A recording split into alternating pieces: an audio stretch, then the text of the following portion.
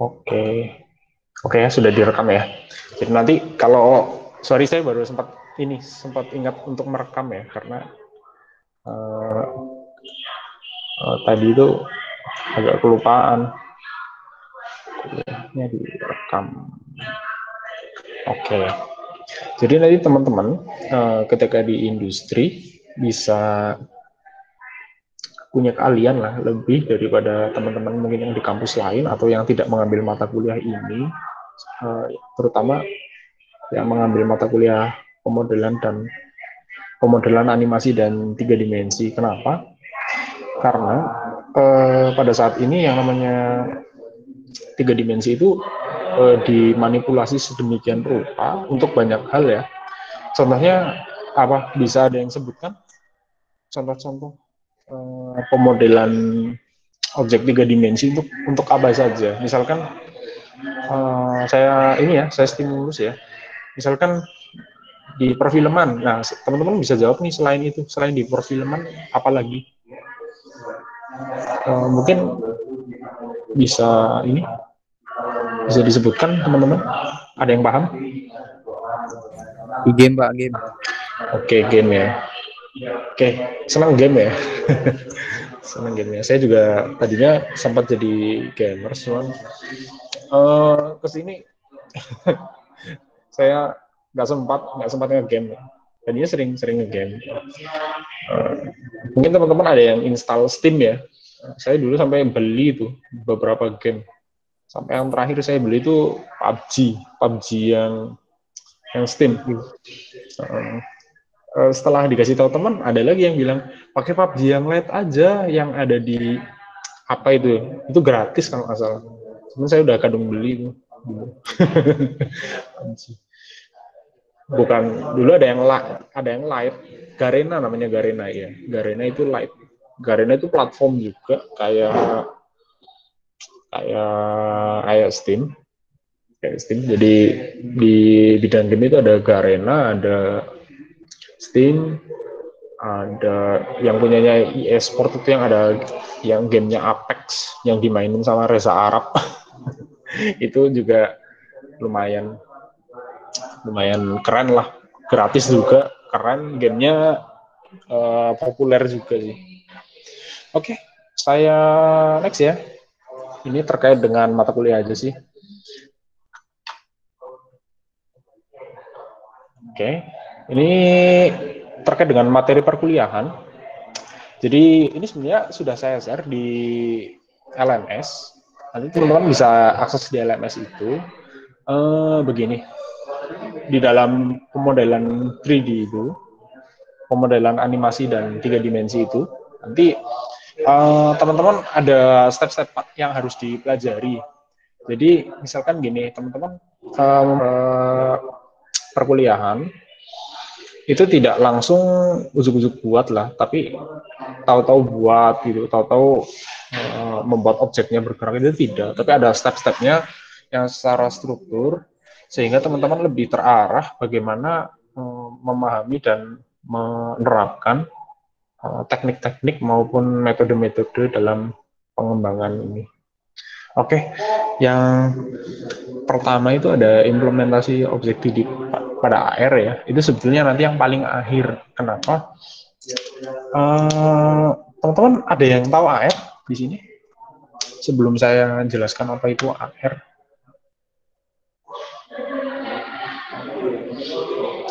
Oke, AR itu sebenarnya realitas bertambah ya, atau realitas berimbuh. Jadi AR sendiri memanfaatkan sebuah marker untuk peletakan sebuah objek 3 dimensinya. Jadi secara virtual bisa digambarkan ya, kalau misalkan kita punya handphone, di sisi sebelah sininya itu sebetulnya tidak ada apa-apa, tapi bisa jadi ditambahkan sebuah kunci. Nah, seolah-olah ada kuncinya nih. Nah, markernya apa? Markernya boleh tangan, objek lain lah, yang jelas marker itu dari objek-objek yang lain. Tidak harus benda ya, bisa berupa perspektif maupun yang lain. Nanti ada pencahayaan, ada rendering, ada particle system, banyak yang jelas, ada tekstur, ada teknik pembuatan. Perkuliahan ini kita menggunakan Blender ya sebagai studio ataupun IDE untuk pengembangan objeknya. Mungkin nanti teman-teman bisa install di komputer masing-masing atau laptop masing-masing. Ada yang belum punya laptop di sini? Bisa bisa disampaikan yang belum punya laptop. Blender sendiri nanti yang kita pakai itu open source dan tidak berbayar ya, yang jelas, dan juga ringan. Jadi tidak terlalu menyulitkan teman-teman. Tapi memang yang namanya objek 3D terhadap RAM ya juga tetap, terutama kalau render ya, render itu memang juga sama sih, saya rasa sih memberatkan yang jelas. Ini manfaatnya yaitu memahami konsep objek dan animasi 3 dimensi ya. Yang jelas itu. Yang kedua, mampu menggunakan toolsnya. Ya, secara teknikal memang nanti kita beberapa pertemuan mungkin teman-teman baru bisa dianggap mahir ya. Belum bisa dianggap mahir kalau baru sekali ataupun 2 kali, itu tidak. Tapi ini lebih ke pembiasaan, terutama kalau bidang estetik, lebih seni atau lebih ke penataan, itu teman-teman bisa belajar secara otodidak atau rutin. Itu akan yang jelas akan meningkatkan kemampuan maupun skillnya teman-teman dalam pengembangan ini.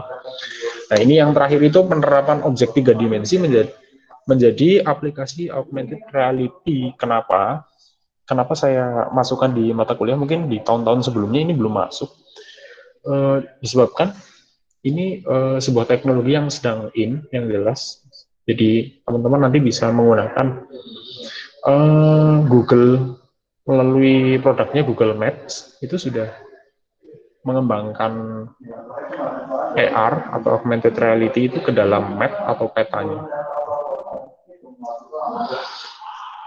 Baik, selanjutnya deskripsi mata kuliahnya ini.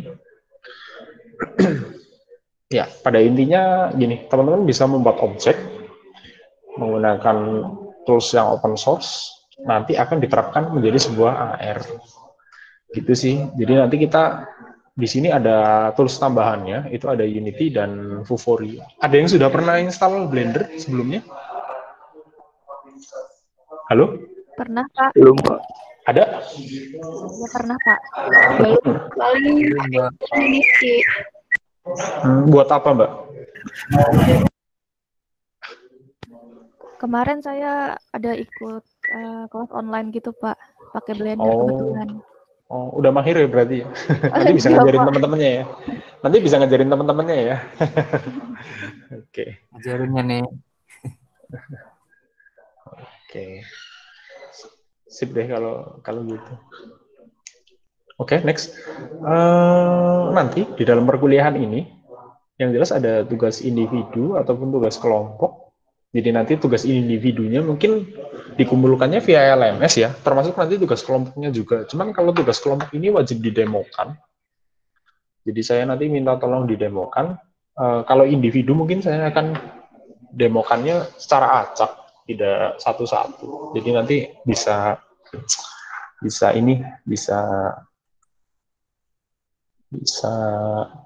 secara kelompok ini presentasi masing-masing atau satu persatu. Oke, selanjutnya ini referensi dari saya yang bisa digunakan untuk pengembangan objek 3 dimensi. Teman-teman, saya tidak berpatokan pada referensi ini ya. Teman-teman boleh kok pakai referensi yang lain. Contohnya dokumentasi langsung, YouTube, maupun yang lain juga nggak masalah. Tapi nanti juga saya tetap demokan di perkuliahan. Gimana kalau saya demokan di perkuliahan? Mungkin kalau pada hari ini saya hanya pengantar sih. Paling saya ngisi ada satu jam sampai atau 50 menit lah untuk hari ini. Mungkin next pertemuan ya, next meet bisa saya demokan step by step cara membuat beberapa pemodelan ya. Nanti untuk selanjutnya mungkin teman-teman bisa kembangkan sendiri. Tapi nggak hari ini sih yang jelas. Yang hari ini kita masih ke teori aja dulu. Oke, next. Ada pertanyaan sebelumnya?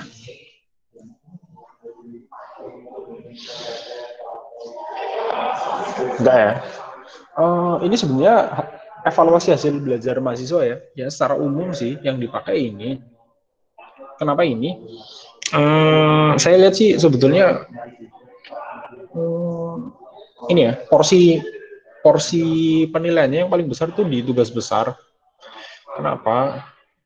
Tugas besar sendiri sebetulnya kan dilaksanakan atau dipresentasikan itu setelah UTS ya atau sebelum UAS. Nah, nanti teman-teman bisa mulai mencicil atau memulai pengembangannya mungkin bisa dari setelah UTS. Setelah UTS teman-teman mulai kembangkan aja sih untuk pengembangannya.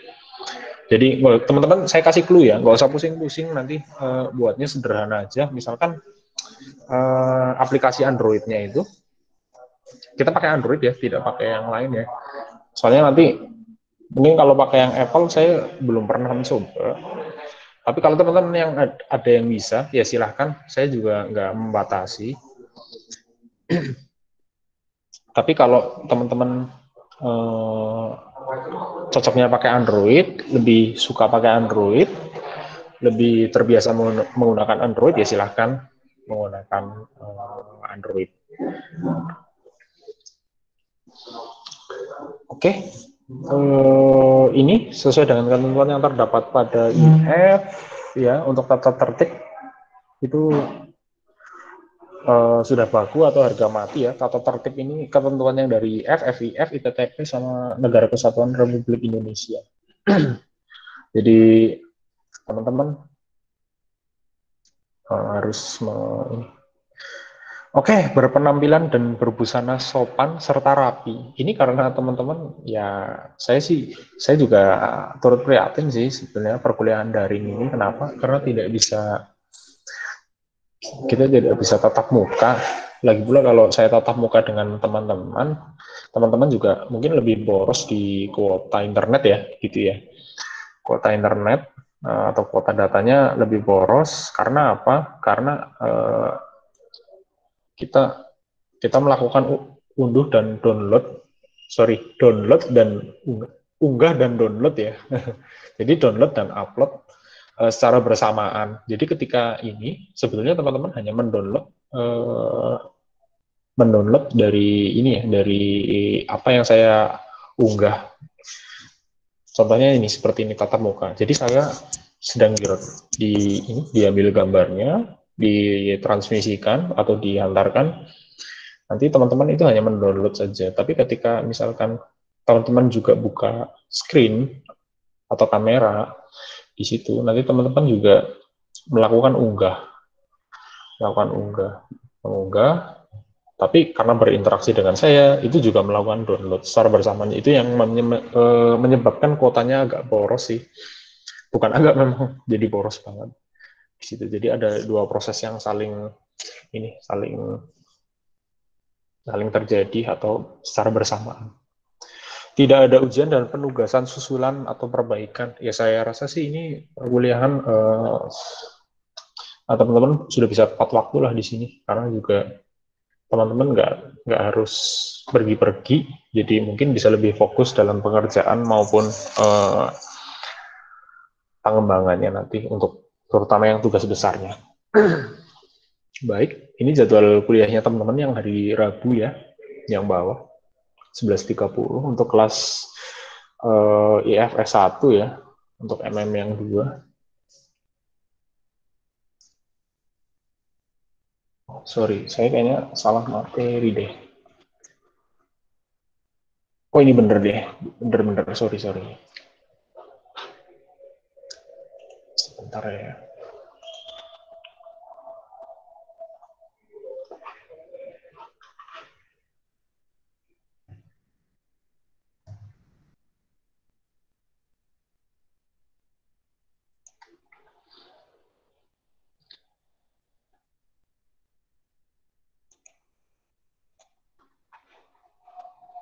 Oke.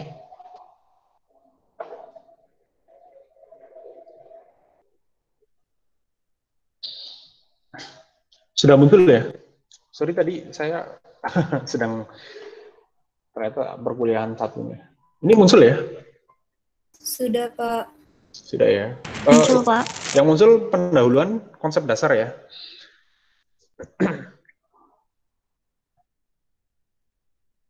Halo? Iya, Pak, benar. Iya, Pak. Oke. Sip. Oke. Jadi ini karena pendahuluan dan konsep dasar mungkin nanti kita singkat aja sih. Cuman ya slide-nya mungkin sekitar 50. Ya nggak apa-apa. Nanti teman-teman sambil ngantuk atau sambil ya tapi tetap bisa fokus lah. Karena apa? Karena nanti teman-teman bisa mengulang materinya kembali karena nanti materinya akan saya share di LMS. Oke. Ini perbedaan yang mendasar dari 2 dimensi dan 3 dimensi itu yang jelas kalau 3 dimensi itu memiliki kedalaman. Kenapa memiliki kedalaman? Karena objek 3 dimensi sendiri itu beda ya secara perspektif, secara sudut pandang dilihat juga berbeda. Jadi kedalaman itu sebetulnya jarak antara kita ya sebagai pelihat atau yang melihat objek itu misalkan ini sebuah mouse ya terhadap objek yang dilihat. Jadi mata saya ketika melihat ini itu beda dengan saya melihat sebuah tisu. Sorry, kertas. Katakan ini kertas ya. Oke. Misalkan ini ada gambar di sini, ada gambar itu secara ini beda. Kenapa? Karena dia hanya kalau ada gambarnya ya di sini itu beda. Beda yang jelas. Kenapa? Karena dia tidak memiliki kedalaman alias kalau kita bilang itu rata. Oke. Next.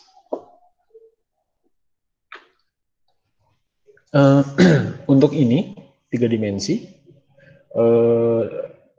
ini ya analoginya ataupun perkiraannya itu seperti ini. Jadi 2 dimensi versus 3 dimensi atau perbedaannya. Jadi 2 dimensi itu hanya memiliki tinggi sama lebar aja. Kalau 3 dimensi ada kedalaman. Di mana kedalamannya? Kedalamannya itu kira-kira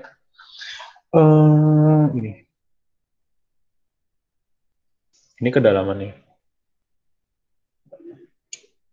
Kalau panjang dan lebar saja kan hanya ininya saja. Dalam satu permukaan. Sorry, ini tadi nggak kelihatan ya, ini saja. Kursor saya kelihatan ya. Ini tingginya saja maupun lebarnya. Tapi karena 3 dimensi, ada ini, ada ini, ada ini itu sebagai ketinggiannya atau kedalamannya. Kalau ketinggiannya yang ini, yang lebarnya ini. Baik, sampai di sini ada pertanyaan. Silakan bertanya karena keaktifan akan saya masukkan sebagai penilaian pada saat perkuliahan ini. Silakan, ada yang ingin bertanya?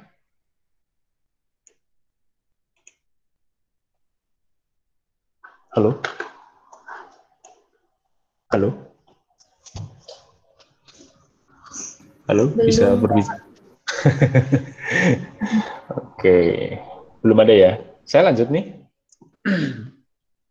Iya, lanjut aja dulu, Pak. Saya lanjutkan ya. Baik, berikutnya. 3 dimensi itu, bagaimana manusia memperoleh kesan kedalaman, yaitu ini. Manusia mempunyai 2 mata ya. Kita punya 2 mata yang jelas. Setelah kita ketahui bahwa selisih sudut pandang manusia itu memiliki perbedaan 120 derajat. 120 derajat itu dari mana? Teman-teman mungkin bisa lihat nanti ada ininya kok, ada gambarnya bagaimana derajat pandang manusia. Jadi mungkin ini saya bisa contohkan ya sedikit ya. Tatapan yang sebelah kanan ini, sebelah kanan saya itu tidak bisa menatap ini benda yang ada di sebelah sini. Kelihatan ya, ini saya contohkan ya. Jadi kalau saya tutup seperti ini, saya tidak bisa melihat ini. Tapi ketika mata kiri saya membuka seperti ini, ya saya bisa lihat. Tapi ketika saya tutup mata kirinya, ini tidak terlihat. Nggak kelihatan, dan saya nggak lihat apa-apa sebelah sini. Tapi yang sebelah sini, saya bisa melihat. Jadi ada perbedaan 120 derajat. Oke, perbedaan sudut pandang tersebut membuat masing-masing mata memperoleh gambar yang berbeda. Nah, ini perspektif untuk objek yang sama. Jadi kalau kita melihat suatu objek, itu bisa memperoleh kedalaman itu dari kedua mata ya, terutama. Kenapa? Kita ketika dapat melihat kedalaman, akan semakin mudah menentukan jarak. Jadi bisa memperkirakan, oh iya jaraknya segini. Sampai di sini ada yang mau ditanyakan terkait dengan 3 dimensi? Baik, kalau belum, ini perbedaan gambar di proses otak sehingga tidak memperoleh kesan mendalam ya. Sehingga kita memperoleh kesan mendalam atau kedalaman, jadi kita bisa mengetahui jaraknya. Oke, ini ada sebuah ya bukan anekdot sih, bukan ini juga bukan mitos, tapi kira-kira seperti ini. Kalau kita menutup salah satu mata, kurang lebih waktunya, mungkin ini ada penelitiannya, 2 hari itu kita akan kesulitan mengetahui jarak benda. Jadi misal mata kita ditutup nih selama 2 hari, atau teman-teman pernah bangun tidur nggak? Nah, waktu bangun tidur itu mau ambil handphone. Nah, sekarang kan kalau tidur sebelahnya handphone ya, mau ambil handphone sulit, salah posisi. Misalkan handphonenya di sini, atau tangan kita karena bangun tidur ya terlalu lama menutup mata, atau baru bisa buka satu mata, kadang-kadang yang diambil di sini salah, ternyata di sini. Bisa jadi seperti itu. Oke, ini kurang lebih seperti ini tadi terkait dengan derajat pandang mata ya. Teman-teman bisa lihat ya, ini kira-kira bola mata, ini derajat atau sudut pandangnya seperti ini. Jadi teman-teman bisa melihat apa yang ada di sebelah sini, tapi yang ini belum tentu bisa melihat ada yang sebelah sini. Kenapa? Ya tadi, derajat pandang. Ini sifat-sifat dari 3 dimensi. Jadi kurang lebih seperti ini, ada X, Y, Z sebagai sumbunya ya. X, Y, Z. Jarak titik tersebut X ya, itu jarak titik terhadap sumbu X, yang Y, yang Z juga sama. Jadi ada kira-kira 3 dimensi itu memiliki 3 sumbu, yaitu X, Y, Z. Mungkin teman-teman yang sudah pernah install Blender tahu tuh di situ, oh ternyata ada X, Y, Z. Nah itu arahnya ada masing-masingnya, yang X kemana, yang Y kemana, yang Z kemana. Berikutnya ini. Oke, ini bagaimana menggambarkan sumbu 3 dimensi. Ya, kita bisa lihat ya. Oke, jadi ini sudut itu bisa dilihat ya. Nah, kalau sudah diputar seperti ini, walaupun Y-nya kan tetap di atas ya, diputar seperti ini, itu manusia akan memiliki perspektif yang berbeda ya. Ya, seperti ya analogi ini ya sebetulnya yang digambarkan dari ini ketika kita memutar sebuah benda. Ya, kalau kita putar sebuah benda, misalkan katakan gelas, kalau tadinya yang menghadap ke kita itu gagangnya. Nah, ketika kita putar 120 derajat atau 180 derajat, maka kita bisa jadi tidak melihat gagangnya. Nah, itu yang disebut perspektif. Oke, kalau yang ini sistem koordinat 3 dimensi. Kurang lebih seperti ini. Jadi koordinatnya itu dari X, Y, Z, tapi ada sumbu P. Kenapa? Lah itu yang menentukan sebagai titik. Jadi nanti dari sistem koordinat ini akan membentuk sebuah objek 3 dimensi. Next, contoh pernyataan objek 5 segi 4. Nah, ini teman-teman pernah belajar geometri ya waktu SMA maupun SMK di pelajaran apa ini? Matematika ya? Halo?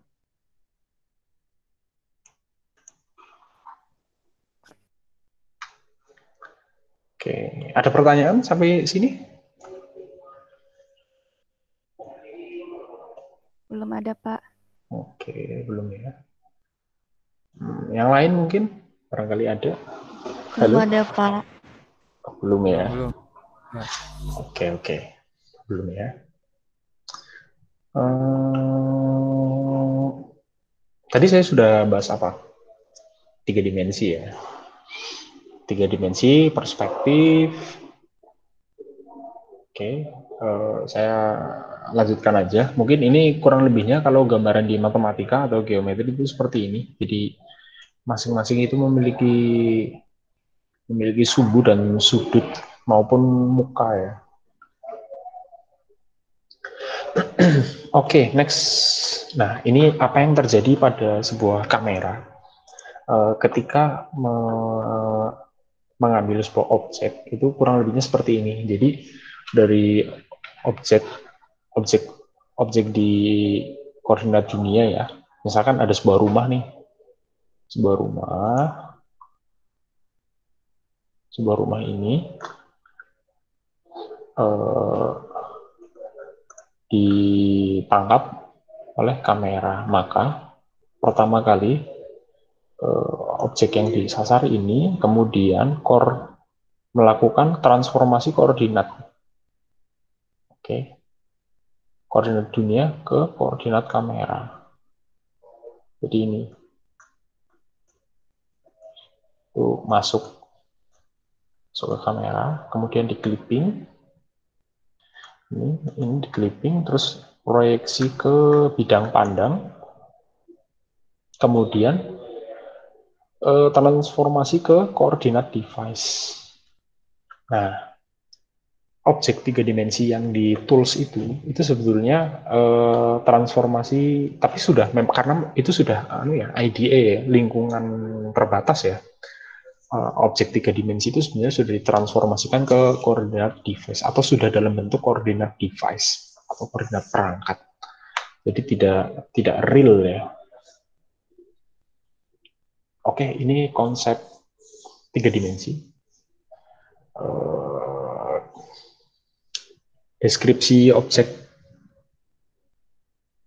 dikirim ke koordinat, referensi kamera, dan diproyeksikan ke display plane.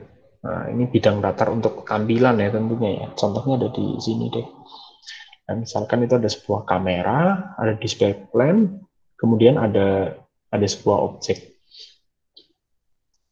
Nah, itu tentunya dengan titik atau koordinat dunianya ya. Titik di dunia nyata atau koordinat dunia ke dalam ruang 2 dimensi. Karena tadi objeknya sebetulnya 3 dimensi, tapi karena diproyeksikan ke device jadi 3 dimensi. Ya contohnya seperti gambar lah atau foto. Tapi tanpa mengurangi sifat-sifat 3 dimensi itu. Kemudian next, ini representasi objek 3 dimensi. Kurang lebihnya seperti ini. Jadi ada batasan objek dapat dibentuk dari berbagai kombinasi bidang datar dan kurva. Nah, representasi objek 3D atau 3 dimensi itu ada polygon surface atau polyhedral, kurva, CSG atau constructive solid geometry, kemudian sweep representation. Nah, oke, ini tadi poligon ya yang pertama ya. Nah, ini poligon. Teman-teman waktu SMA atau SMK, SMP mungkin sudah diajari poligon ya oleh gurunya, diajari poligon. Apa itu poligon? Nah, ini spesifikasinya kurang lebih seperti ini. Poligon itu sebetulnya nanti ketika di bidang atau di objek tiga dimensi itu akan merepresentasikan sebuah vertex, edge, kemudian ada permukaan. Nah, kurang lebihnya seperti itu. Kemudian memiliki atribut. Ini ada tabel atributnya ya, yaitu berisi transparasi, warna, sama tekstur. Nah, tekstur itu, teman-teman tahu sendiri ya tekstur itu apa ya. Nah, kurang lebihnya seperti ini. Oke, mungkin saya coret-coret sedikit ini. V1 dan V2 itu yang disebut dengan vertex. Ini vertex.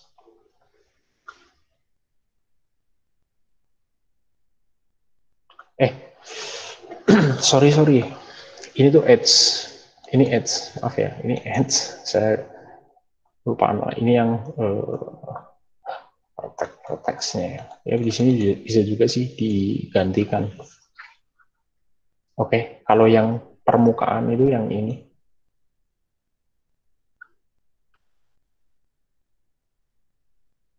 Ini permukaannya. Itu permukaan dari vertex ke edge, kemudian nanti akan membentuk sebuah permukaan. Nah, nanti permukaan ini bisa disatukan-satukan lagi, nanti akan membentuk objek tiga dimensi.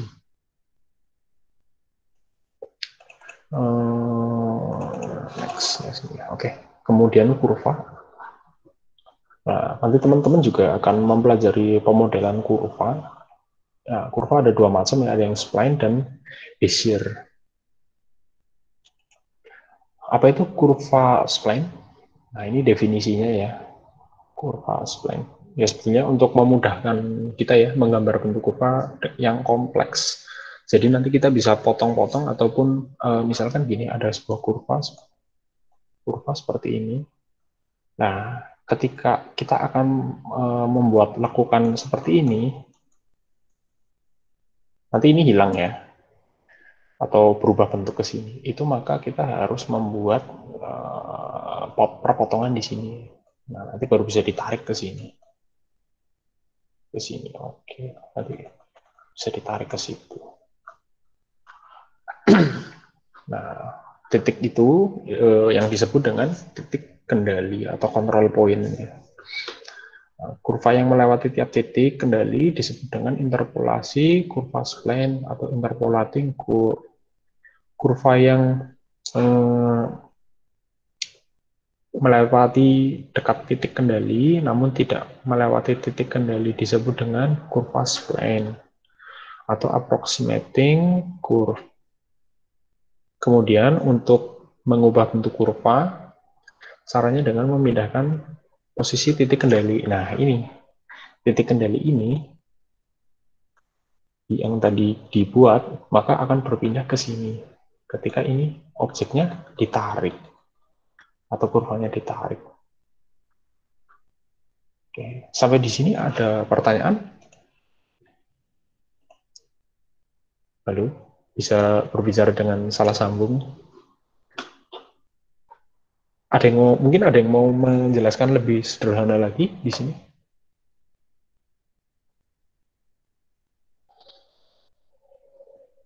Halo?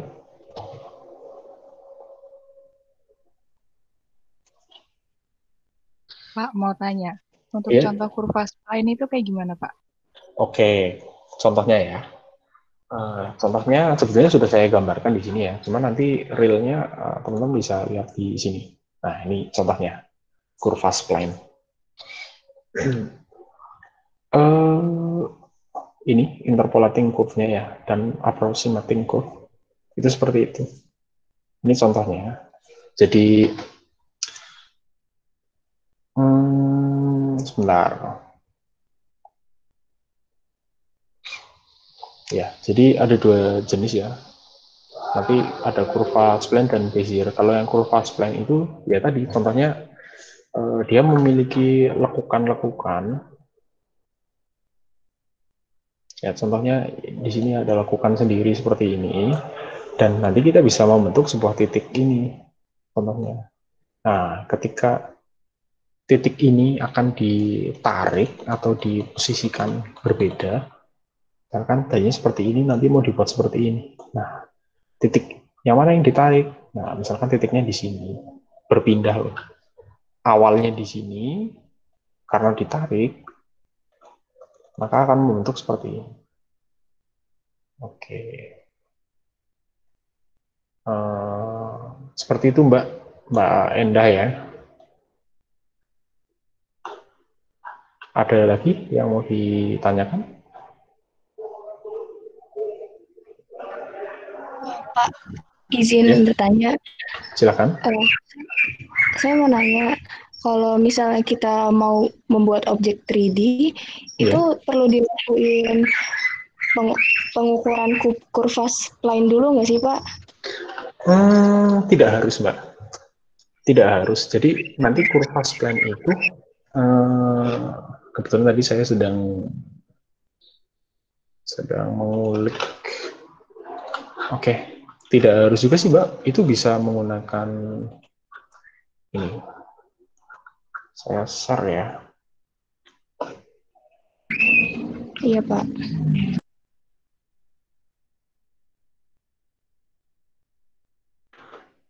Kurva itu biasanya nanti dibuat untuk NURBS. Sebentar, ini saya ganti slide.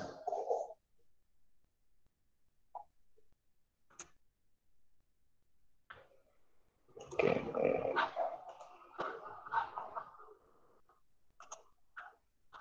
Saya share ya. Oke, Blender-nya saya muncul ya di sini ya. Muncul, Pak. Oke, sip.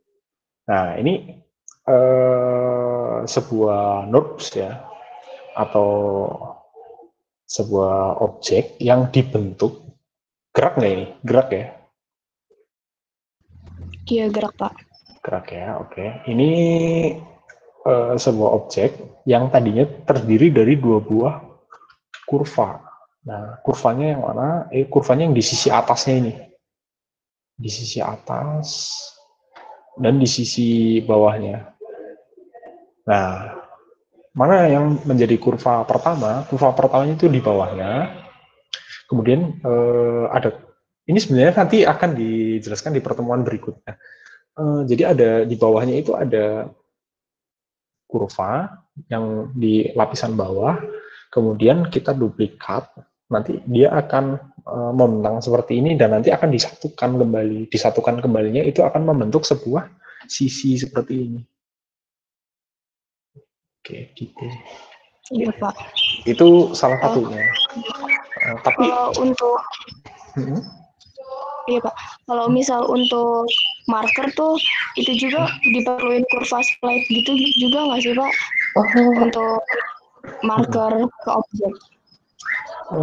Marker ya, marker di sini kalau untuk bidang AR ya, misalkan itu markernya itu kan sebagai penanda sebetulnya. Marker itu penanda. Jadi ketika misalkan gini, ini ada sebuah meja ya, sebuah meja. Ketika dari aplikasi AR-nya itu kita arahkan ke meja tersebut, itu akan menunjukkan ada sebuah objek 3 dimensi. Nah, itu yang disebut si meja ini atau objek real ini akan menjadi sebuah marker. Tapi ketika kita arahnya mungkin ke arah yang berlawanan atau berlainan dari meja ini atau objeknya, itu maka objek tadi tidak akan muncul. Itu yang disebut marker. Jadi markernya sebagai penanda. Oke. Iya Pak, terima kasih. Sama-sama Mbak. Oke. Ada lagi? Atau saya lanjut dulu?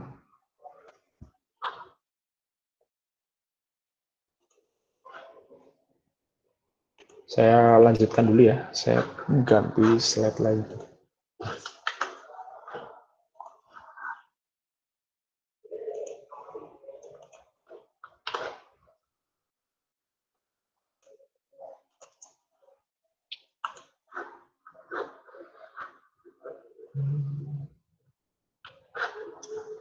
Sorry, yang muncul malah ini.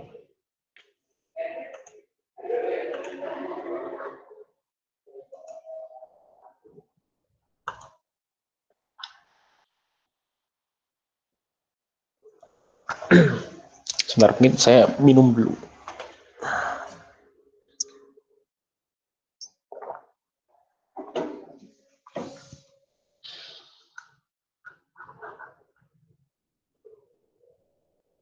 Ya, ini tadi gambaran kurva spline, ini kurva Bezier ya. Kurva Bezier itu terdiri dari ujung dan titik kendali. Ya, kurang lebihnya sama, cuman dia ada interpolasi kurva pada titik ujung. Jadi di ujungnya nanti ada interpolasi kurvanya ya. Kemudian kurva Bezier ini berbentuk atau berbasis pada titik ujung dan titik kendali. Contohnya seperti ini. Oke, jadi dia memiliki titik kendali. Ya, titik kendalinya yang mana? Itu yang P itu. P1, P2, P0, P3 itu titik kendalinya. Oke. Oke, atau disebut control point ya. Next, ini contoh-contohnya dari kurva spline dan Bezier ya. Oke. Nah, ini contoh kurva Bezier yang terdiri dari 3, 4, dan 5 titik. Ya, bisa next sih, bisa lebih banyak lagi yang jelas. Pada gambar A tadi ya. Yang ini itu terdiri dari 3 titik, yaitu P0, P2, dan ujung titik atau P1 titik kendalinya. Nah, P1-nya yang mana? P1-nya yang ini. Itu kalau ditarik otomatis si kurva ini akan bergerak naik seperti ini, bisa naik ke atas karena ditarik. Oke, ya kalau kita ini ada kurva yang seperti ini bentuknya U ya, dia atau titik P ini ketika ditarik maka akan menggerakkan sisi yang sebelah ini. Jadi sisi yang P1 sampai dengan P0 ini akan bergerak naik, tapi yang sisi sebelah sini atau P3 dan P2 itu tidak bergerak. Tapi ketika yang P2 ini ditarik, maka yang ini juga ikut naik seperti ini. Jadi nanti ini biasanya digunakan untuk melakukan adjust ya, atau penyesuaian posisi. Misalkan yang ini sudah naik, yang sebelah sini mau dinaikkan juga, bisa juga. Seperti itu. Ini sama. Makanya dia punya lekuk yang naik yang sisi sebelah sini, kemudian yang sisi yang satunya itu lebih turun seperti ini. Kenapa? Karena ada titik kendalinya di P1 dan P2 ini sebagai titik kendali. Jadi ditarik, dia turun, yang sebelah sini ditarik, maka dia akan naik. Ya, itu sih gambaran terkait dengan kurva spline dan Bezier ya. Sampai di sini ada yang mau ditanyakan lagi? Atau saya lanjut dulu?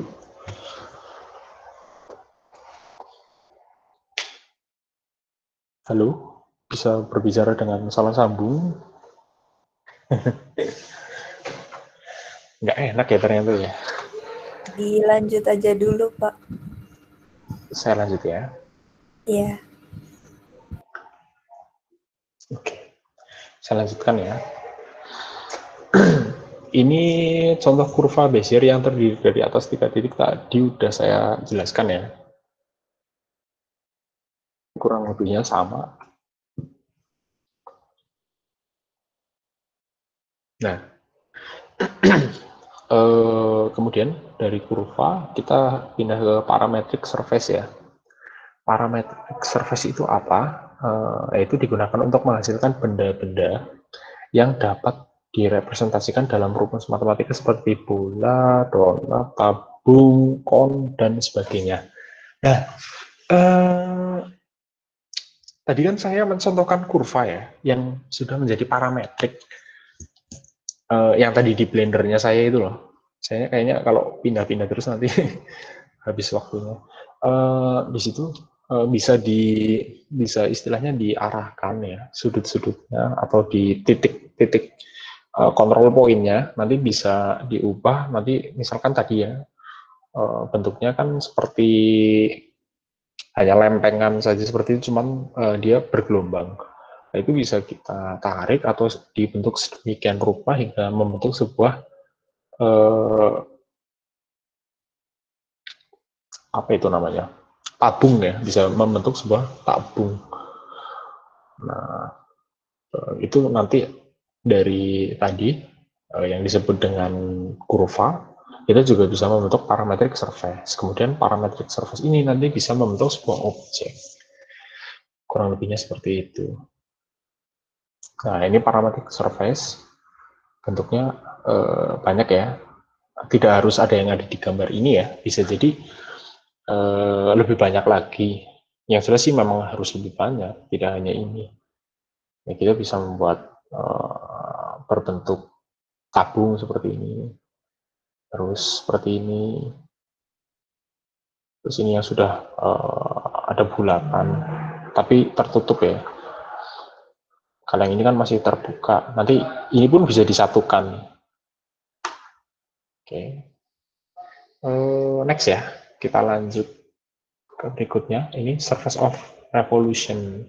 Jadi sebuah prosedur untuk menghasilkan lokasi titik 3 dimensi dengan cara memutar profil pada sumbu putar. Jadi objeknya itu diputar-putar aja sih sebetulnya. Tapi di sini ada istilah namanya surface of revolution. Oke. Mungkin saya lanjutkan ya. Nah, kemudian ini ada lagi namanya CSG ya, atau Constructive Solid Geometry. Constructive Solid Geometry itu ada bangun ruang yang sudah, ini bentuk-bentuk yang sudah ada bakunya ya, atau sudah standar. Nah, kalau kita melakukan pemilihan objek itu, kita bisa langsung membuat sebuah objek 3 dimensi yang standar di tools itu seperti ini. Misalkan kita mau ambil bentuk kerucut, nah itu bisa.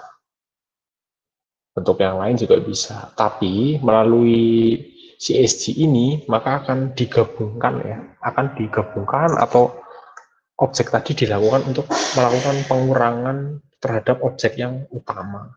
Misalkan kita ada objek utama, ini sebuah box ya, atau kubus, dimasukkan sebuah kerucut. Nah, kerucutnya ketika dilepas, dia akan menghasilkan sebuah lubang. Lubangnya nanti membentuk dari objek sebuah ini ya, kerucut itu. Seperti itu.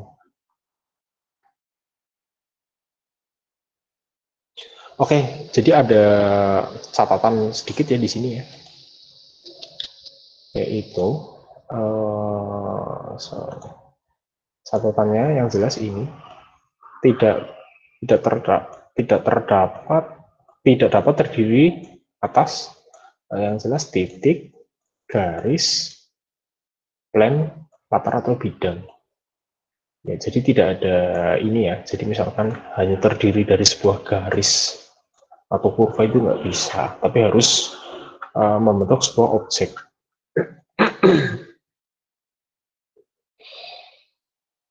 Oke, berikutnya ini CSG itu terdiri dari atas intersection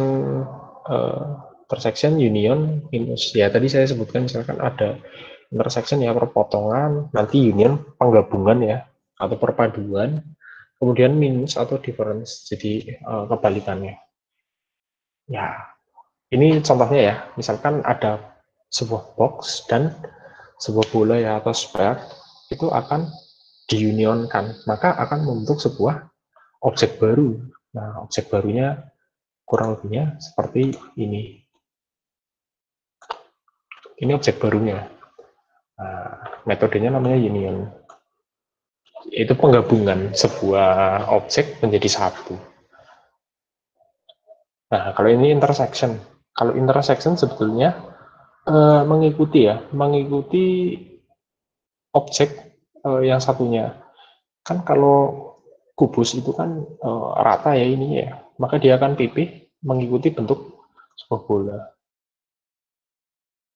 Nah, itu namanya intersection, kemudian minus. Nah, ini minus. Minus itu biasanya sisi bola akan menyentuh bagian ini, tapi dia akan menghasilkan lubang. Lubangnya itu akan diisi oleh objek dari bola ini. Nah, itu disebut minus. Next, kita ke ini ya, alur ataupun rangkaian dari konstruktif solid geometrinya ya. Kurang lebih seperti ini. Jadi konstruktif solid geometri. Nah, ini bisa dibentuk seperti ini nih. Jadi nanti kita dari kerangka ini, kubus, ya yang tentunya sudah dilakukan metode ini ya. Metode yang minus ini ya. Sehingga, nah contohnya ini, dari kotak atau ini, kotak ini akan memberikan sebuah minus pada sisi atas ini, maka dia akan menghasilkan sebuah lubang ya, semacam lubang di atasnya. Di sini juga, ya intinya di setiap sisinya ada ya, di setiap sisi kubusnya itu ada. Kemudian dilakukan union atau penggabungan. Nah, yang diunionkan itu bolanya di dalam sini. Oke. Oke, ini kurang lebihnya step by stepnya seperti ini ya. Langkah pertama, kedua, ketiga, keempat, dan kelima. Ya, kurang lebihnya seperti itu untuk konstruktif solid geometry. Mungkin sampai di sini kita presensi dulu ya. Kayaknya tadi belum presensi deh.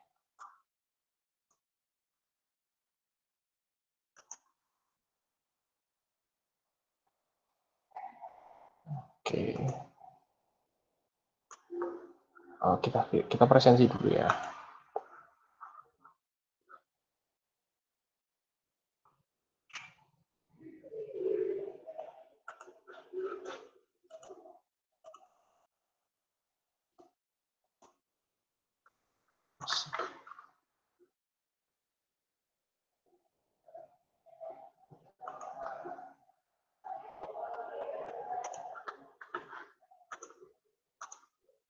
Barcode-nya muncul nggak?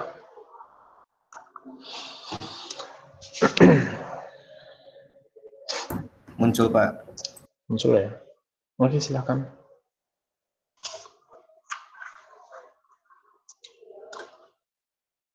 Oke.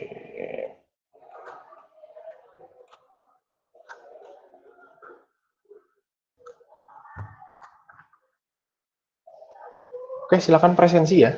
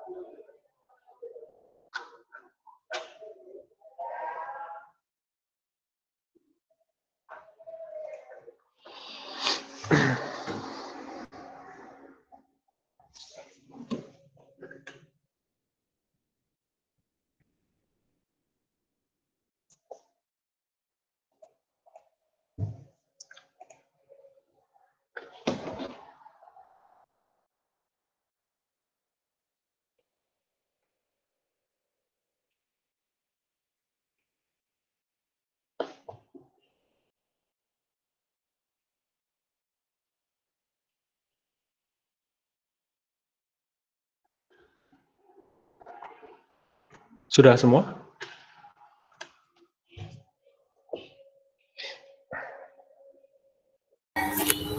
Belum, Pak. Sebentar.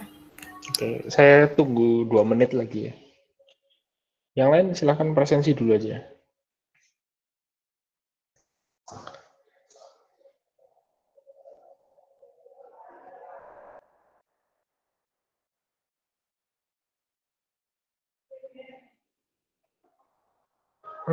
Ini ada yang namanya siapa?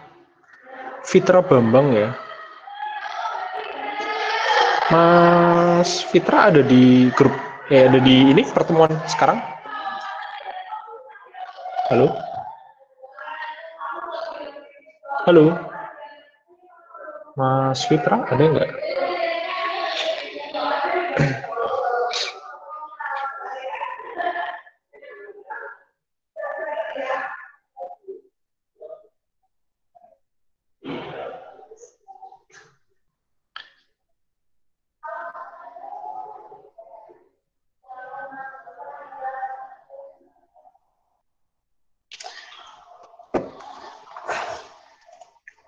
Ada 27 ya. Harusnya sih sudah banyak.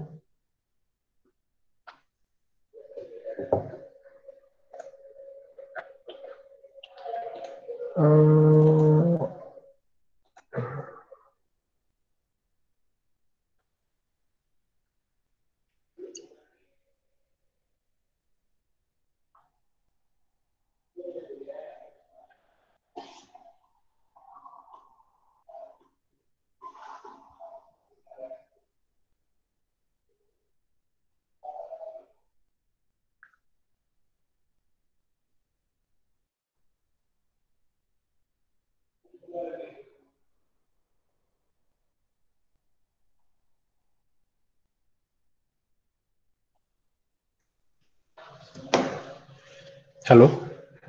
Ini yang namanya Fitra ada nggak di sini?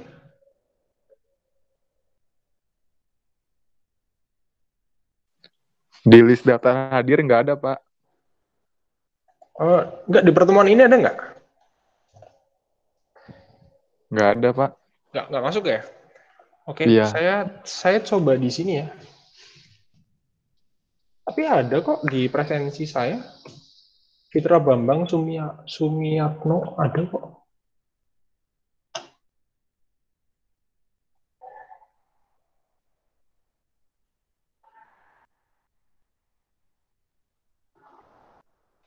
Harusnya dia bergabung ya di sini ya.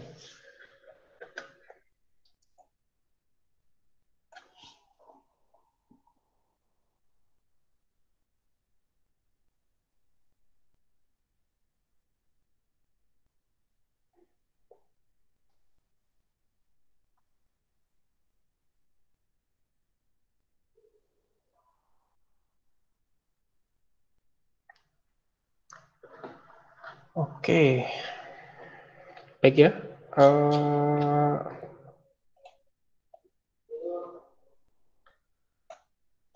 Biar asik sih sebenarnya. Saya mau tonton share ini ya dulu sebentar ya, share kamera sebentar ya. Saya presensikan Ardiansyah Hermas Kahvinudin ada nggak? Next ya, Fitra Bambang sudah masuk? Belum. Adam Iqbal Perdana sudah masuk? Halo? Hadir, Pak. Hadir ya. Oke. Arnella Hananta? Hadir, Pak. Sarah Nurjihan? Nggak ada ya. Rizky Ramadan? Hadir, Pak. Oke. Endah? Endah Sigi? Hadir, Pak. Lukas Roland ada nggak? Ada Pak, hadir. Oke. Muhammad Ivan? Hadir Pak, hadir. Muhammad Ivan Hadir, ada Pak. ya.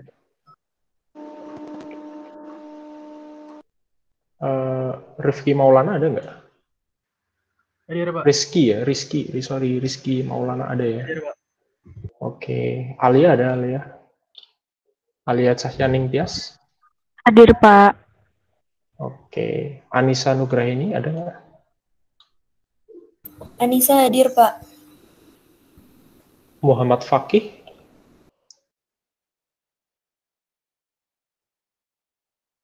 Halo?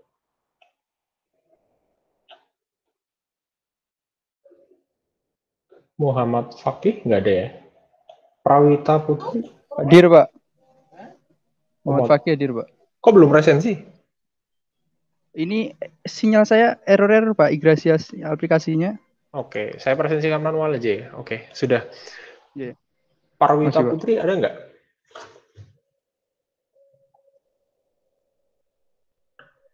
Parwita Putri Herdianto ada nggak? Kemana ini? Ada yang tahu nggak? Disconnect Ada ya? kayaknya, Pak. Oke. Tadi ada ya tadi ya? Tadi ada Tadi Pak, ada. sinyalnya susah katanya Pak. Oh. Refki ada nggak Refki? Hadir Pak.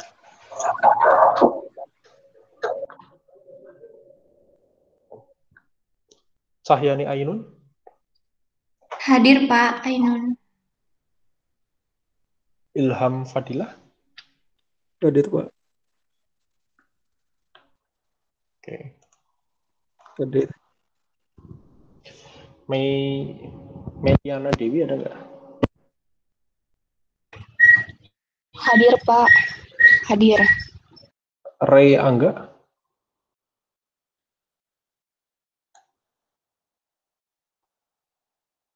Ray Angga?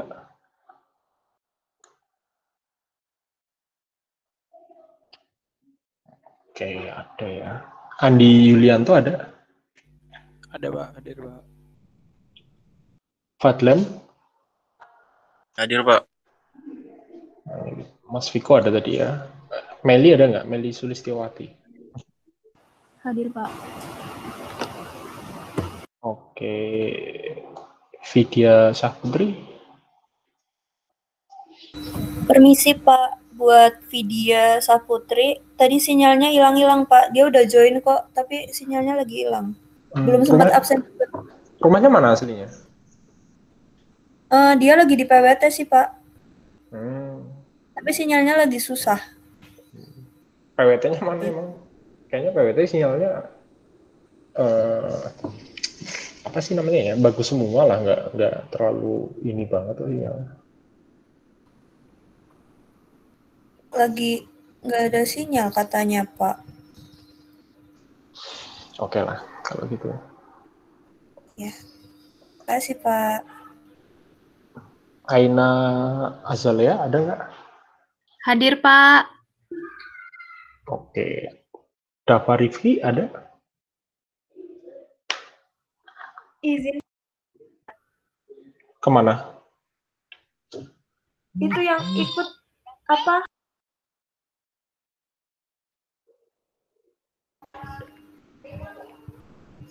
Halo? Halo Pak. Ya. Itu katanya udah izin sama Rizka Pak. Oh, ya. Rizka Fayadila ya. Iya Pak. Muhammad Hanan Hunafa ada nggak? Hadir, Pak. Oke. Raden Naomi ada ya? Ya Pak, hadir. Sangdara ada juga ya? Oke.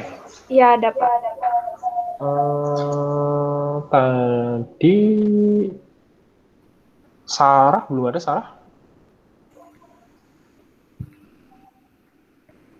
Sarah, Fitra udah masuk belum? Belum ya? Ardiansah?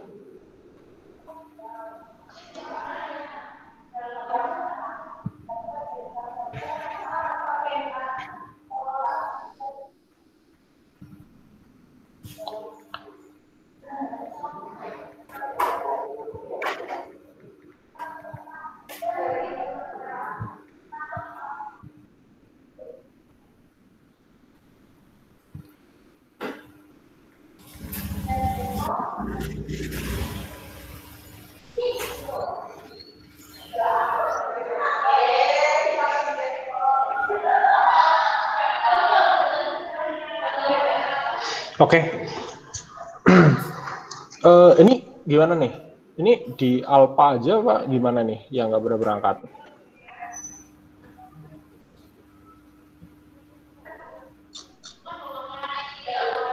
Gimana Mas Viko sama Mas Adam? Mau di Alpha aja Pak?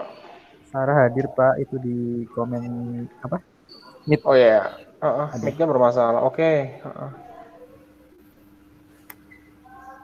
Kalau yang lain nggak tahu deh Pak. Soalnya kan kita di sini campur semua kelasnya. Mungkin.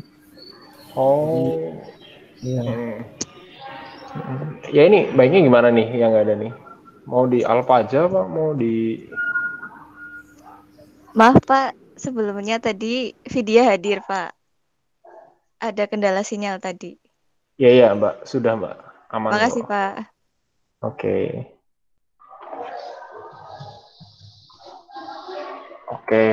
gimana nih terkait Fitra sama ini angkatan atas ya?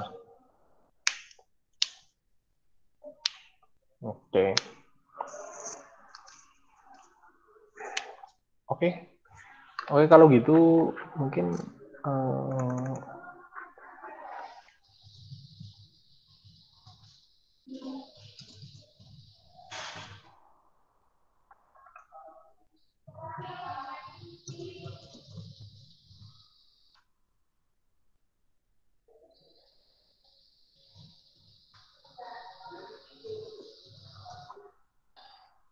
saya sambil input PAP ya.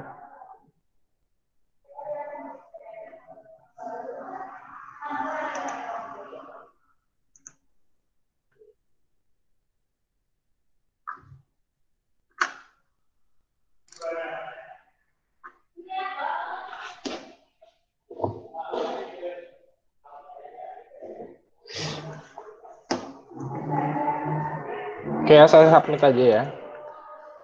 Anggap aja udah selesai.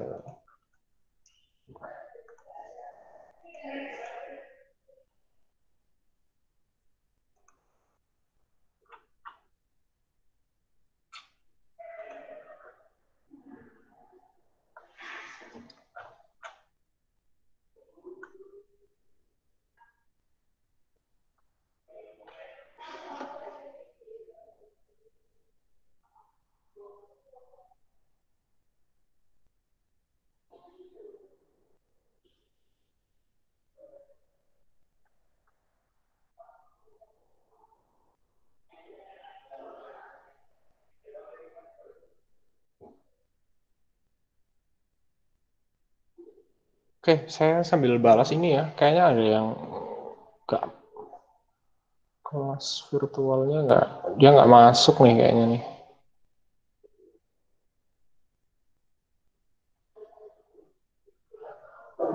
Kalian dapat kan ya ininya ya? Dapat linknya ya? Dibagikan kan? Iya, di Gracias. Di Gracias ya. Kok masih ada yang tanya loh? Masih ada yang tanya ini ininya bagaimana gitu. Nah ini nanti atas nama. Oke. Nanti nanti ini si seniornya nih yang angkatan 16 kalau nggak salah dimasukin aja di grup supaya nanti nggak ketinggalan lagi. Namanya Ardiansah Hermas Kahfinudin sama Fitra Bambang Sumiatno. Oke.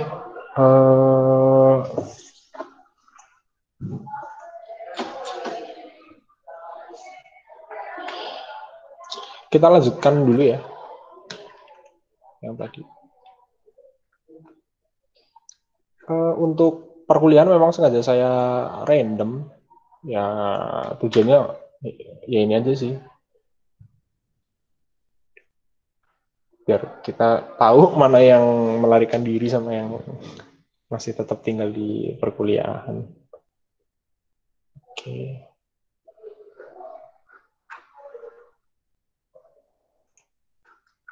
Sebentar.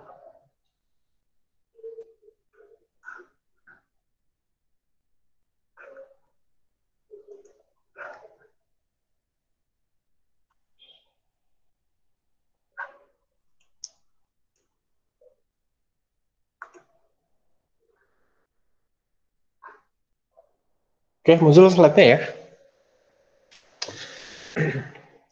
Sudah, Pak. Oke.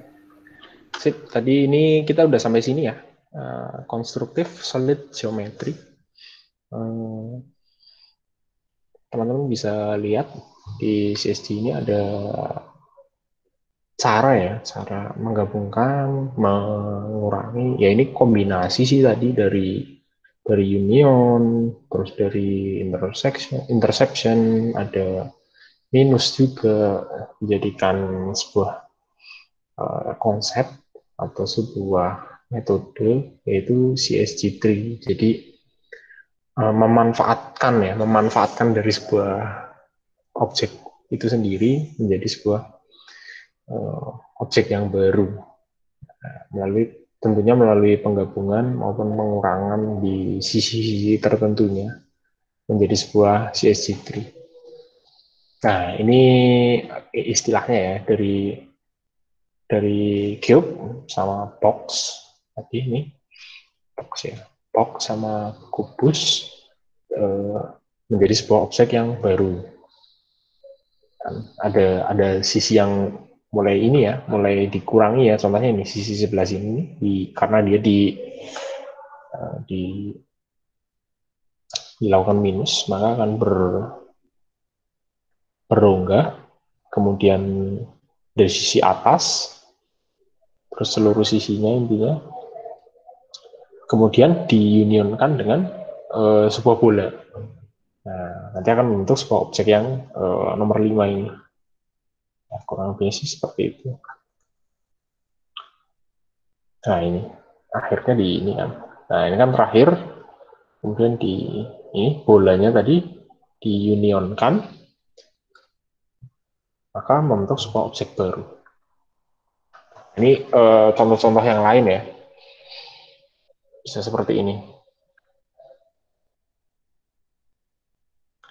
Terus ini juga sama. Ini sama. Nah, kemudian perkuliahan kita akan membahas sweep representation.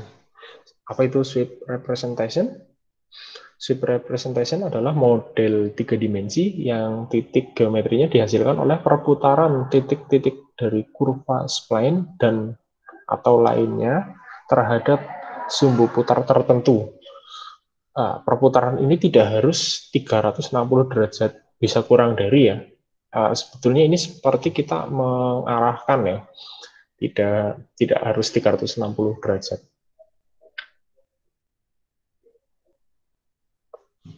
Oke, itu ada yang baru bergabung ya. Silakan Mas Ardiansah sama Mas Bambang, ada nggak ini tadi Fitra ya? Belum masuk ya? Baru gabung, Pak. Iya. Oke, nggak apa-apa Mas. Silakan bergabung Mas. Selamat bergabung juga.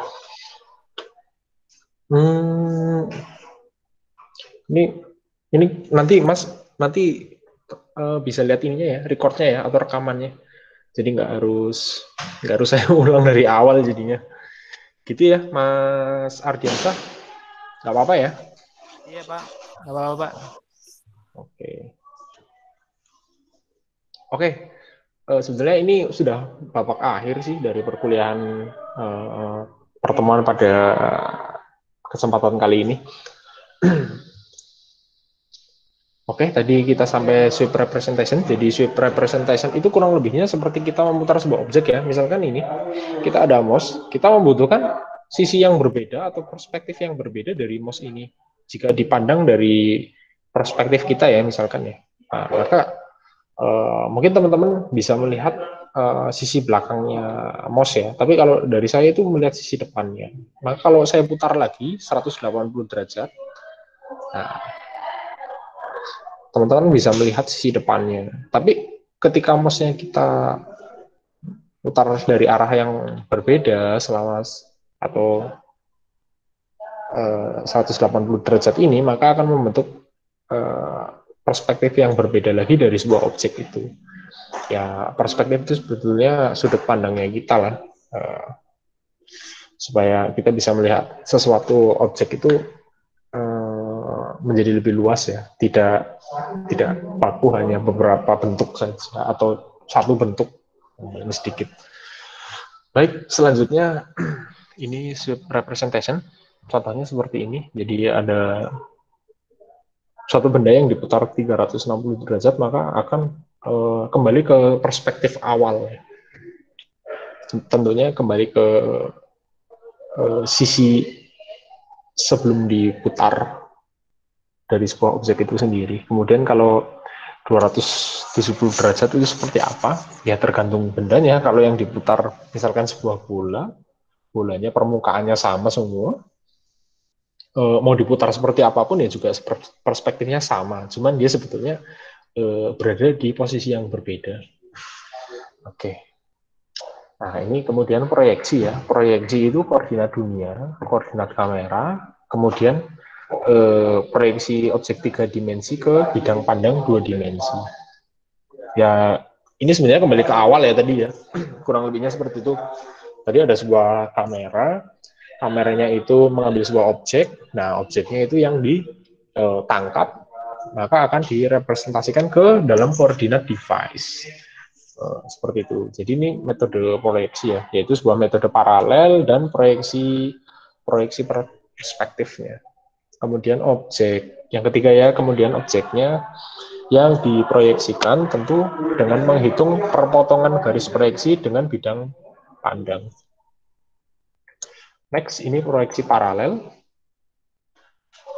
Oke, kurang lebihnya seperti ini sih kalau proyeksi paralel itu jadi apa ya? Kalau teman-teman bilang ini apa ini?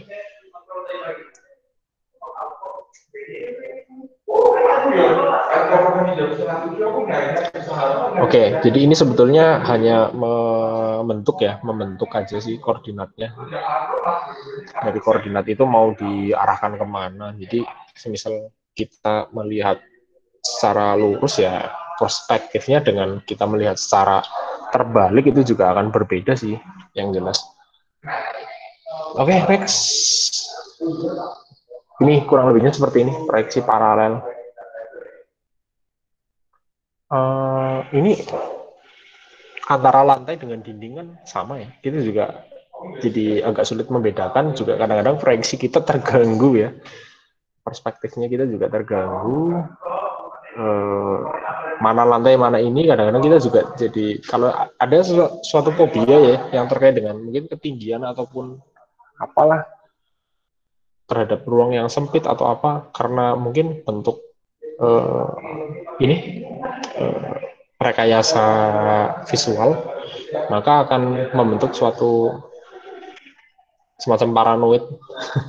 Ya ada sih yang seperti itu sih, tapi ya tidak, saya kurang tahu sih kalau terkait dengan itu. Oke, baik, sampai di sini ada pertanyaan. Oh, ini kurang lebihnya sih terkait dengan perkuliahan pertemuan yang kemarin. membahas dengan apa itu minion, apa itu kup. Jadi teman-teman ada yang mungkin bisa menjelaskan kembali di sini apa itu union, apa itu minus. Mungkin bisa ini bisa menyampaikan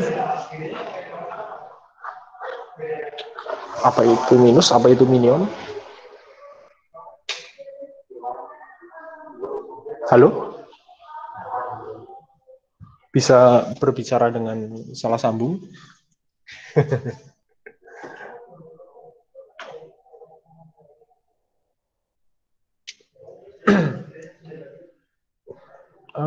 Teman-teman mungkin di sini kita latihan sharing ya, jadi tidak hanya saya saja sih yang menyampaikan. Mungkin teman-teman ada yang lebih paham terkait dengan ini, bisa menyampaikan, oh Pak, union tuh seperti ini loh, oh minus seperti ini loh. Jadi teman-teman bisa mengekspresikan maupun menyampaikan pendapat yang berbeda. Karena apa? Karena perkuliahan itu sebetulnya dituntut untuk kita berpendapat yang berbeda, tidak berpendapat yang sama ataupun satu, sehingga membentuk sebuah kebaruan ya. Ya, itu tujuan dari pendidikan sebetulnya itu. Baik, sampai di sini ada yang bisa menjelaskan kembali terkait dengan union atau minus?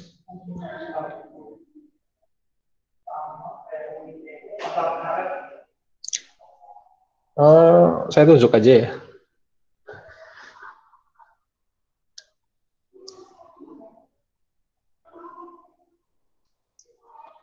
Muhammad Ivan Aprilian hadir nggak?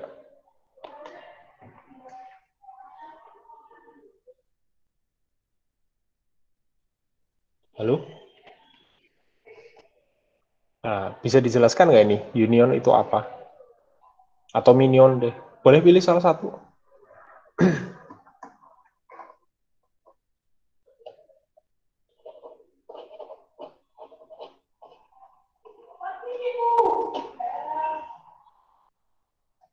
Halo? Halo, Mas Ivan?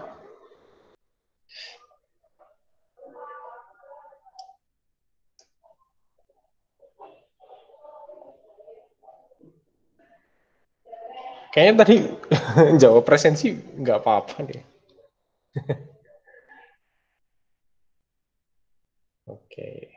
Oke, kalau gitu coba saya tanya ke yang lain aja deh.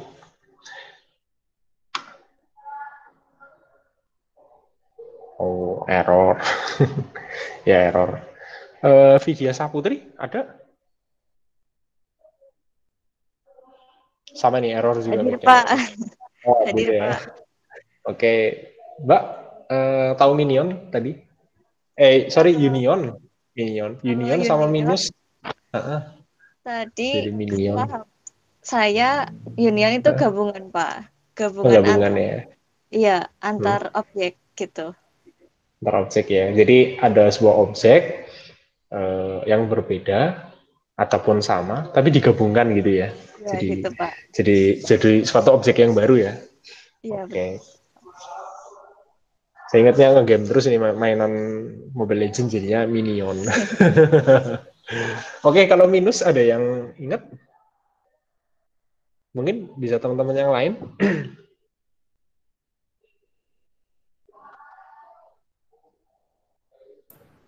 Saya, Pak. Oke, silakan Mas.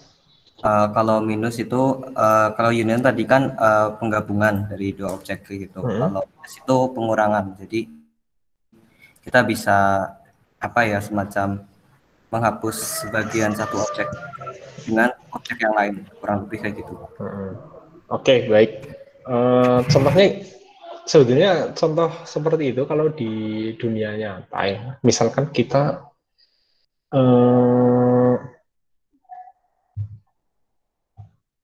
apa ya? Kita ada contoh misalkan bermain pasir di pantai. Nah, bermain pasir di pantai itu kan pasirnya lembut ya, bisa diolah ya, atau bisa dibentuk. Nah, ketika kita melakukan pembentukan menggunakan misalkan apa tadi namanya, kerucut yang tentunya dibenamkan ya ke dalam, itu kan maka akan membentuk sebuah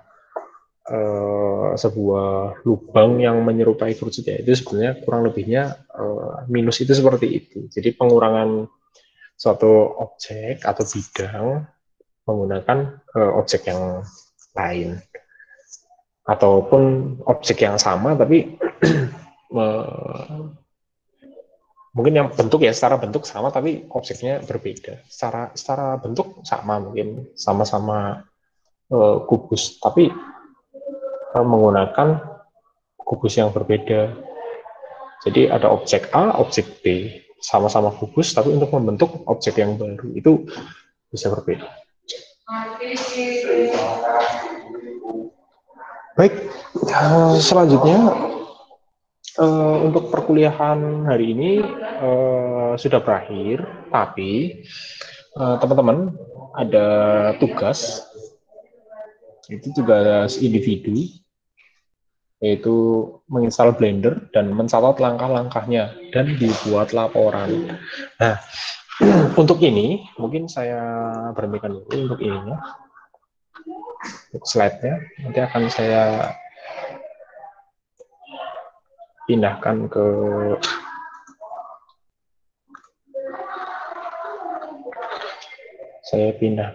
ke LMS.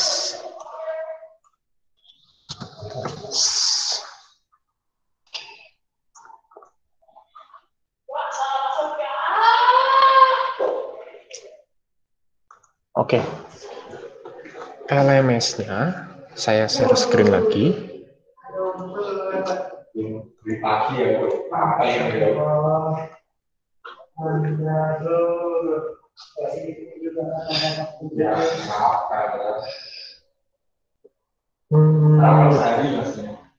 Oke, kelihatannya LMS-nya ya, terlihat ya. Kelihatan, Pak. Oke, baik. Kalau kelihatan, ini untuk perkuliahan supaya tidak salah lagi, di announcement itu saya mencantumkan jadwal. Nah, jadwalnya bisa dilihat atau diklik, nanti akan muncul halaman Igrasias yang jelas. Di situ di Igrasiasnya teman-teman ya, nanti bisa dicek melalui link. Yang jelas link perkuliahan virtualnya itu ya yang di-share sama Prodi lah. Ya, itu yang secara resmi ya dari situ. Kemudian tadi sudah dibuatkan grup kelas ya. Oke, ketua kelas silakan menghubungi dosen via WhatsApp. Misalkan dosen itu telat atau tidak lekas ke dalam kelas ya, tidak lekas bergabung, nanti teman-teman bisa menghubungi dosennya. Untuk misalkan, Pak, ini ada perkuliahan hari ini jam sekian, ada enggak? Nah, itu silahkan bisa disampaikan. Ataupun nanti ada pertanyaan-pertanyaan yang lain juga bisa japri ke saya, silahkan. Oke, next. Ini LMS-nya. Oke, LMS. Pengantar aja sih, pengantar. LMS. Nah, LMS ini nanti kita menggunakan Blender, Vuforia, Engine, Unity. Nah, kemudian ini. Nah, kemudian ini capaian pembelajarannya dan peta programnya, peta program pembelajarannya yang jelas. Ada capaian CPMK. Nanti capaiannya teman-teman apa ketika sudah mengikuti perkuliahan hari ini. Nah, kemudian untuk panduan itu yang jelas kelas virtual ya. Di sini ada linknya. Kemudian presensi melalui Igrasias, boleh juga, tapi nanti juga saya tetap melakukan pemeriksaan manual atau saya panggil satu-satu lagi. Ya sebenarnya sih saya nggak pengen panggil satu-satu ya, pengennya teman-teman langsung. Cuman kadang-kadang kalau ada yang belum join tuh saya kepengen tahu yang belum join tuh mana gitu. barangkali ya tadi ada yang kendala gitu kan, kita nggak tahu. Saya sih nggak akan melarang kalian untuk tidak kuliah ya, selama tidak melanggar peraturannya ITTP. Contohnya ini ada izin atau apa, misalkan kalian berhalangan hadir, mau lebih dari 75% juga sebenarnya nggak masalah, cuman mau kurang dari 75% juga nggak masalah. Cuma saya kembalikan lagi, karena itu peraturannya ITTP, ya diusahakan lah gitu. Oke, next, ini sekilas biodatanya saya. Sebenarnya saya memang sebelum bekerja jadi dosen di ITTP, saya pernah menjadi programmer ya. Macam-macam sih, awalnya programmer, jadi data analis ya. Mungkin teman-teman nggak asing ya dengan istilah bisnis intelijen ya. Jadi kecerdasan bisnis, kita mengolah data untuk kebutuhan pasar. Seperti itu. Nah, ini referensinya. Nah, untuk referensi, nanti teman-teman semisal tidak mampu membeli bukunya, saya kira sih mungkin tidak ada anggaran ya, bukan tidak mampu. Teman-teman, saya rasa mampu semua di sini. Tidak ada anggaran untuk beli buku ini. Saya sih tidak menyarankan untuk membajak ya, tapi kalau masing-masing kepepet mau download ya, saya nggak melarang lah. Tidak menganjurkan, tapi juga tidak melarang. Oke. Nah, di sini ada topik satu yang jelas, pengantar ya pada hari ini. Nah, teman-teman bisa atau dipersilakan untuk membuka ini. Mungkin kalau di sini kelihatan ya, nanti teman-teman nggak bisa lihat materi yang di sini. Materi terus pengumpulan tugas. Nah, tugas yang tadi, tugas 1 itu dikumpulkan di topik 1.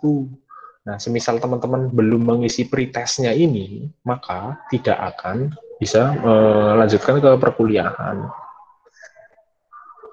Topik 1 tentunya nanti berimpact kemana? Ke pengumpulan tugasnya. Jadi kalau belum bisa ini, tidak bisa akses materi, tidak bisa. Jadi teman-teman, saya paksa untuk mengikuti perkuliahan ini baik secara daring maupun secara sinkronus maupun asinkronus. Jadi nanti untuk penugasan dan materi yang mungkin teman-teman pengen baca-baca lagi, bisa melalui LMS-nya. Baik, sampai di sini ada pertanyaan? Pak, mau izin bertanya, Pak? Silahkan, Mas. Buat minggu depan kita masuknya jam berapa ya, Pak? Apa tetap jam setengah 12 apa jam 12? Karena kan ke pentok sama Zuhur juga mungkin gitu, Pak. Oke. Yang lain ada pendapat mau jam berapa? Kalau dari saya mungkin dibuat setelah duhur aja, Pak. Oke. Mau setengah 1 apa jam 1? Mungkin kalau dari saya setengah 1 mungkin yang lain ada pendapat lain. Yang lain silakan. Setengah 1 juga, Pak. Setengah 1 nggak apa-apa, Pak. Oke. Ada yang beda dengan setengah 1? Mungkin jam 1 minta jam 2 apa jam 3? Setengah 1 aja, Pak. Setengah 1 ya, oke. Iya. Iya, Pak, soalnya masih ada yang magang juga. Oh, baik. Baik, kalau kayak gitu setengah 1 ya. Saya kesepakatan. Kuliah pemodelan.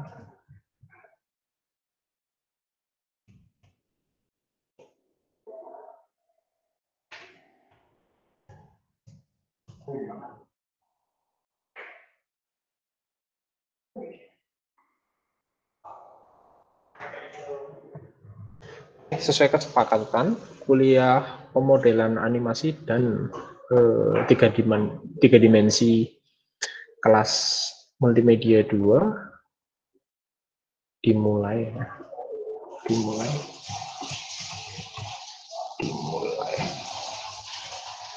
dimulai pukul 12.30 ya. 12.30. Oke, dicek nanti chatnya kan terekam atau di email ke saya. Oke, sampai di sini ada pertanyaan yang lain barangkali? Belum, Pak. Oke. Belum ya. Ini rata-rata kelahiran tahun berapa ya di sini?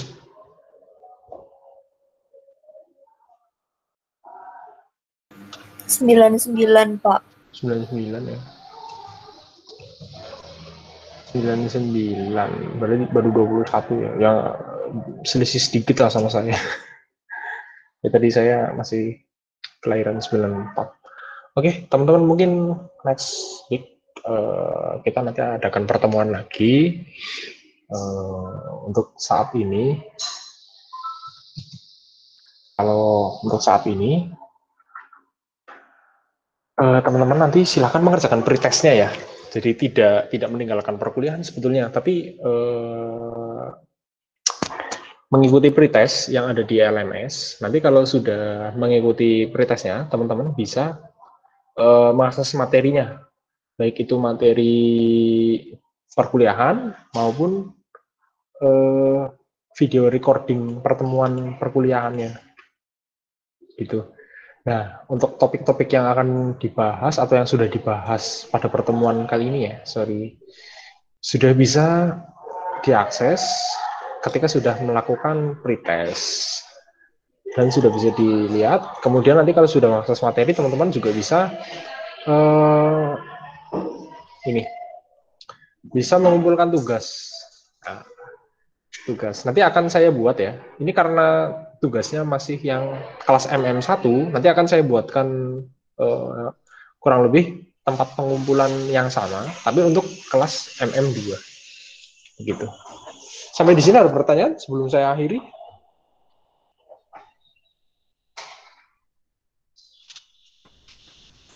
Belum ada, Pak. Oke, belum ada ya. Nanti kalau ada pertanyaan silakan bisa WhatsApp atau bisa WA ke saya. Baik, Pak. Baik, kalau gitu mungkin saya cukupkan untuk perkuliahan pada hari ini. Kurang lebihnya saya mohon maaf. Bila ada salah kata, saya tutup. Billahi taufiq wal hidayah. Wassalamualaikum warahmatullahi wabarakatuh. Waalaikumsalam warahmatullahi wabarakatuh. Terima kasih, Pak. Terima kasih, Pak. Ya sama-sama, Mbak. Silakan. Makasih, Pak.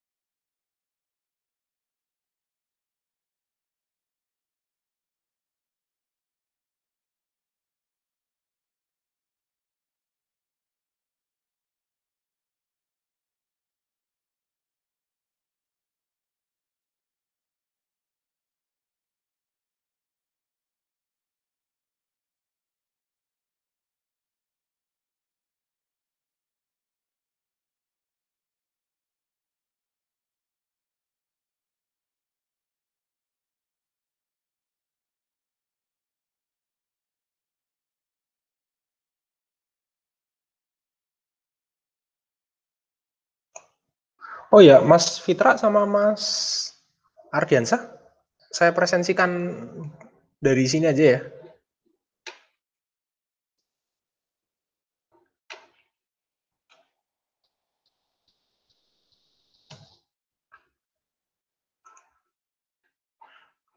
Ya, ini saya share screen presensi.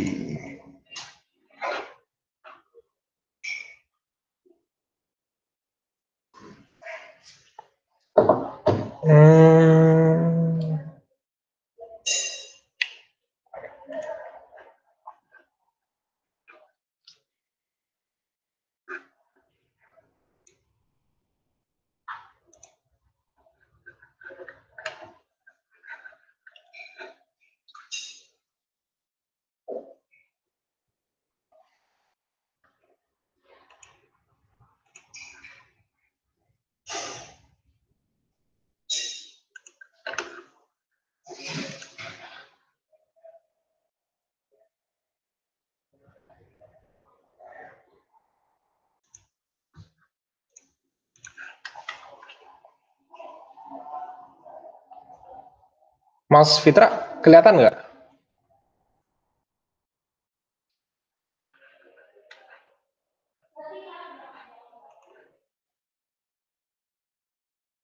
Ini ya.